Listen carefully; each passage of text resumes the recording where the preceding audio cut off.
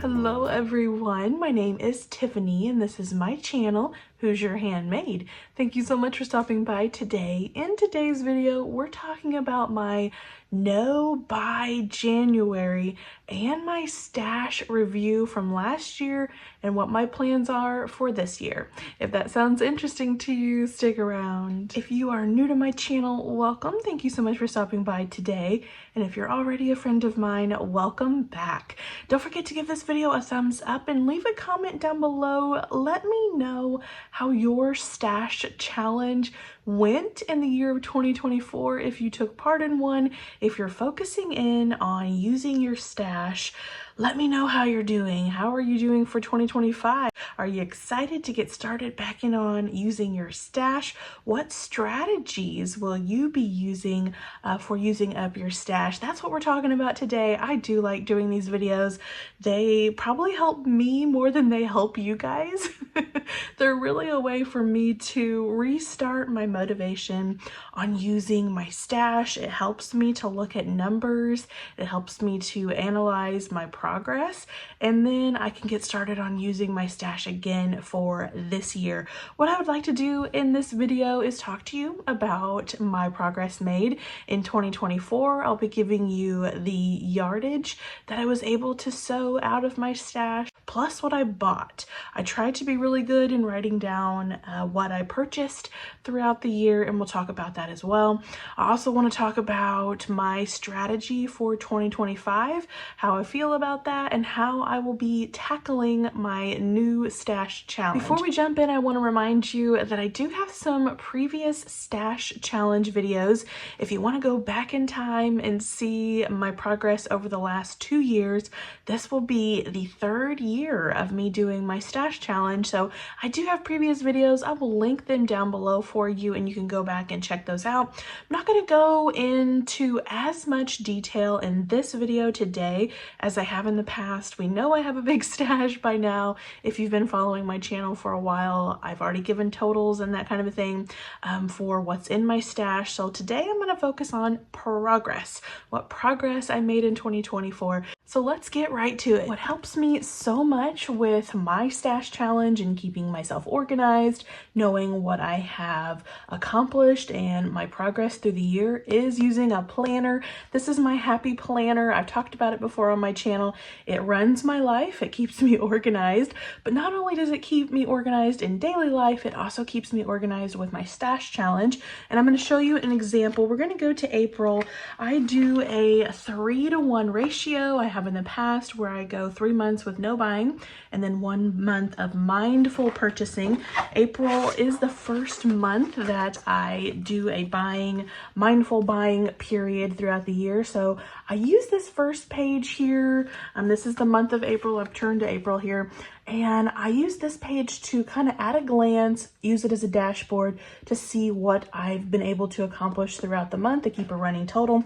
So I keep books accomplished, but that's not for this video.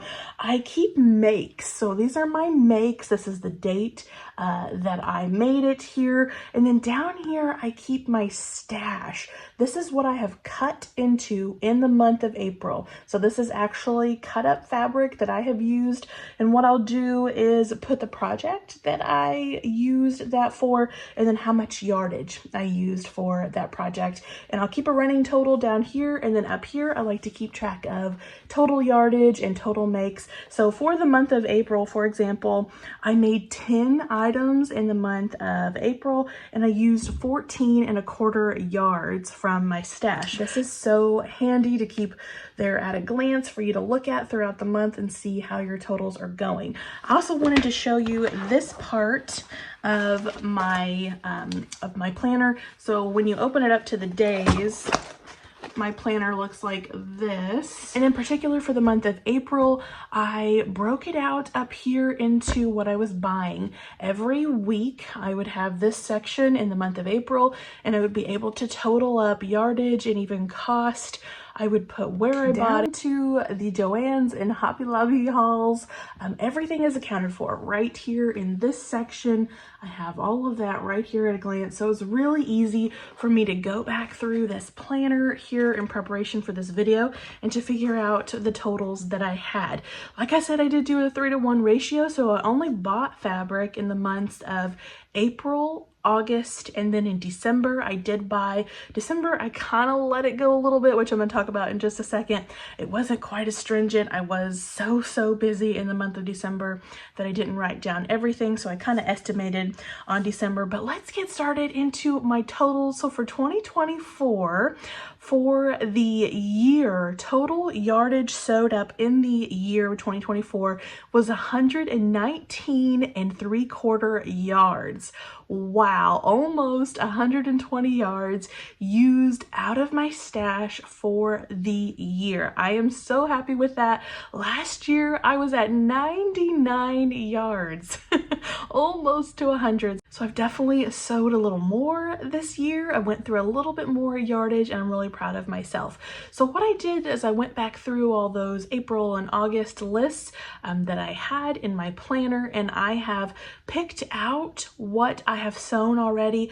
A lot of the April buying especially was for occasions. We went to Disney World in May, and a lot of the fabric that I purchased in April was indeed used for our Disney vacation. So I included those yardages in that big total that I just gave you, and I took them out of my purchase. So what I tried to do was go through my purchases and see what I actually put back on the shelves, what went into my stash for the year of 2024. So monthly, April, 3 yards went back into my stash. In August, I did a lot of buying, did a lot of sewing as well, but 28 yards went into my stash from the month of August. And then the month of December, I'm kind of estimating here. I did do quite a bit of buying for December projects. December sewing was crazy for me, and I did not get accomplished what I really wanted to. So I have estimated that I put 20 yards of fabric into my stash from the month of December. So for those 3 months, I have added 51 yards into my stash for this year. So if you do the math there, 119 3/4 minus that 51, you get 68 3/4 yards that are gone from my stash. I have made my way through 68 yards of fabric. They're gone out of my stash, out of my little cubbies, and I have made my way through those. So I am really excited for that progress. That is very close to the progress that I did last year. I'm kind of seeing a pattern here. So this year I would like to get even more sewn out of my stash, get them off the shelves and made into garments. I'm looking forward to 2025 progress, but I really am so happy with what I was able to accomplish in 2024. Now let's talk about my strategy for 2025. I am in the middle of a no buy January. I have paused all of my buying of patterns, of fabric, and even books. I kind of just put it into the book category as well because I had been buying quite a bit of books. So I've just paused everything, kind of using January as a reset to see what progress I made in 2024 and to see where I want to go in 2025. So January is a no buy for everything, but going forward I think I do want to stick to that 3-to-1 ratio. I was kind of thinking about changing it up a little bit, but looking back at 2024 progress, I see it working. The proof is in the pudding, as they say, and when I look at my numbers, when I look at my totals, I can see that this strategy is working for me. So I'm going to keep doing that for fabric. Fabric will be the 3-to-1 ratio. Now I'm going to kind of loosen that up on patterns. I kind of did that in the middle of last year. I loosened up the restrictions that I had on my pattern buying. I did that for a couple of reasons. I think sometimes I get bogged down with what I want to make, and maybe I have some fabric, but I don't have the right pattern. And patterns do take up a lot less room than fabric.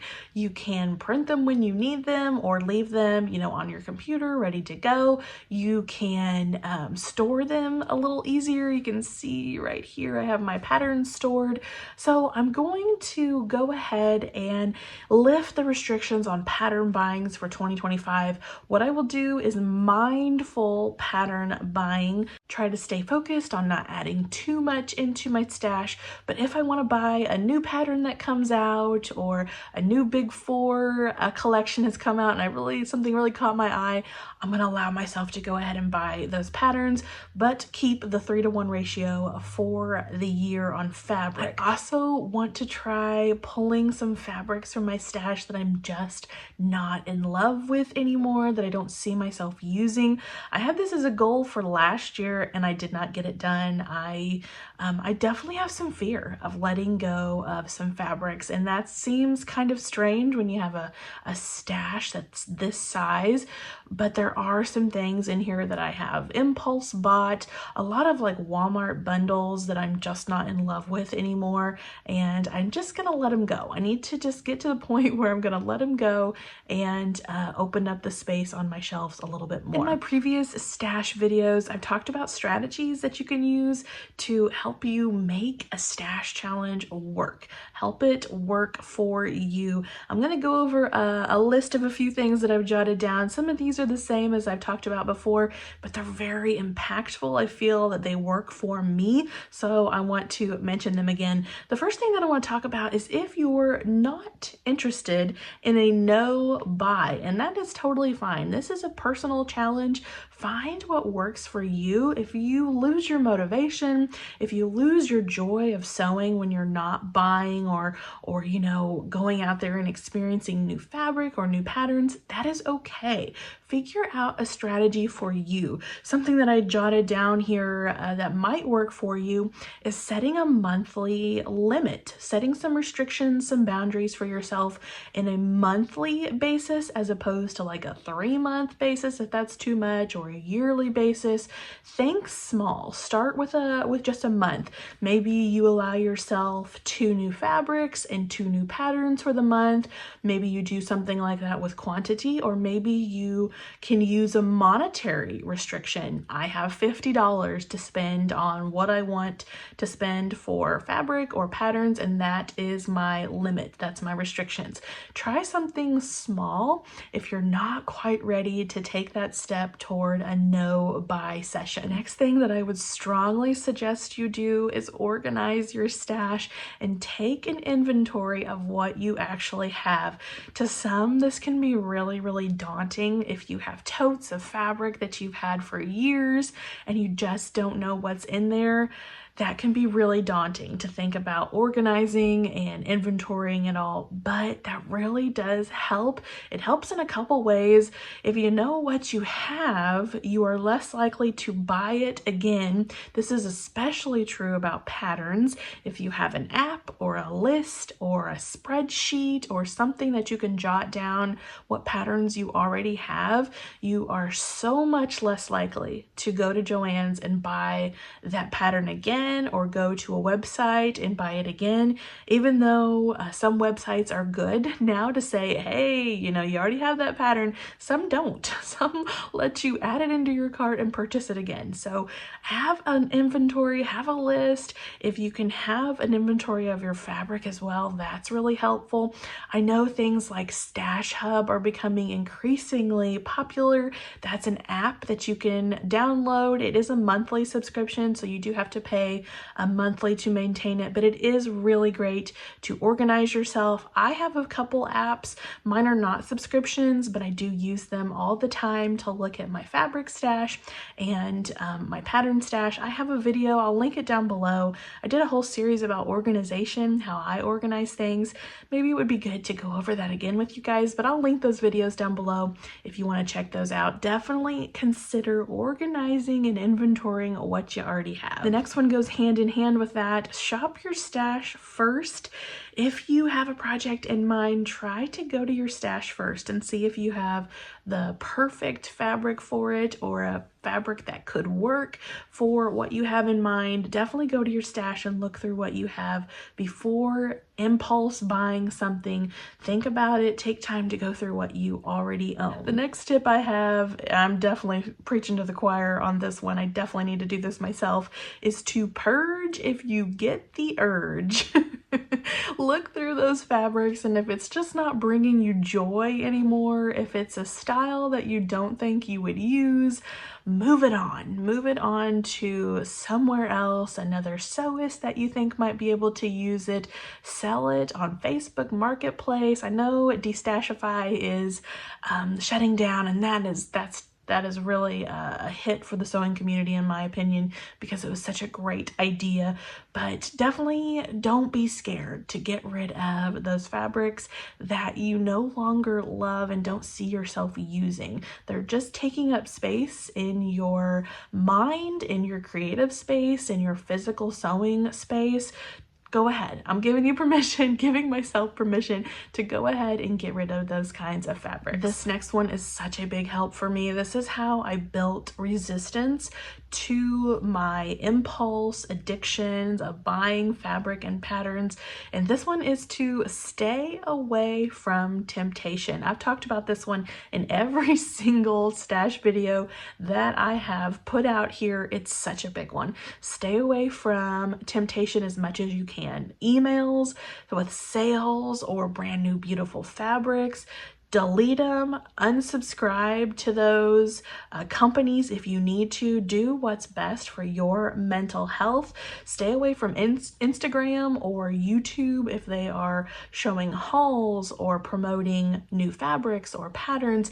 If you are very serious about using what you have and these kinds of ads and promotions are triggering to you, they trigger you to want to go and buy, maybe consider turning them off. Maybe don't watch that video if it has a big haul sign in the thumbnail. Just consider doing what's best for your mental health. And then sometimes it's best to just stay out of physical stores, stay out of the brick and mortar Joann's or the quilt store or Hobby Lobby. Just don't go there. If you know that you're going to be tempted to buy some fabric, if you see a sale sign and you are overcome with the urge to buy yards and yards of fabric because it's on sale, just stay out of the stores and you won't even know about the sale fabric that is in the sale bin. This is just gonna stay my #1 tip to stay away from temptation. And the last tip I want to give to you is to keep a log of everything.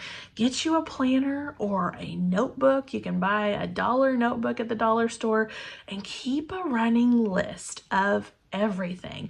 Write down your makes, write down what fabric you've cut up, how much yardage. It is so encouraging to see those totals add up and wow, I had 10 makes this month and I was able to use 15 yards of fabric. It's so encouraging to see what you can use out of your stash. And also write down what you buy. You might be surprised at how much is coming into your sewing space without you really even knowing. How many patterns did you buy this month? How many yards of fabric did you add into your stash?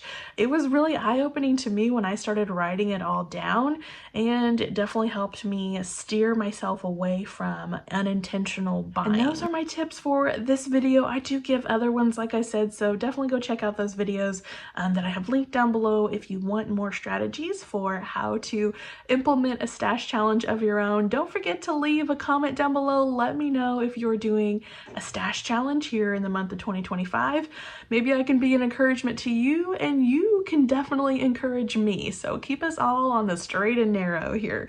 Thank you so much for spending time with me today. I hope you enjoyed this video. I hope you found it informational. Give this video a thumbs up and subscribe if you have not done so already. I will see you all in the next video. Take care. Bye-bye.